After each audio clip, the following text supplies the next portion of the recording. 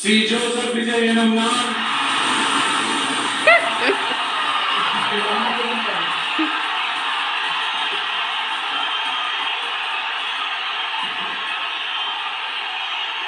சட்டப்படி அமைக்கப்பெற்ற இந்திய அரசியல் அமைப்பின்பால் உண்மையான நம்பிக்கையும் மாறா பற்றும் கொண்டிருப்பேன் என்றும் இந்திய நாட்டின் ஒப்பில்லாத முழு முதல் ஆட்சியையும் ஒருமையையும் நிலைநிறுத்துவேன் என்றும் தமிழ்நாட்டு அரசின் முதலமைச்சராக உண்மையாகவும் முழச்சான்றின்படியும் என் கடமைகளை நிறைவேற்றுவேன் என்றும் அரசியல் அமைப்பிற்கும் சட்டத்திற்கும் இணங்க அச்சமும் ஒருதலை சார்பும் இன்றி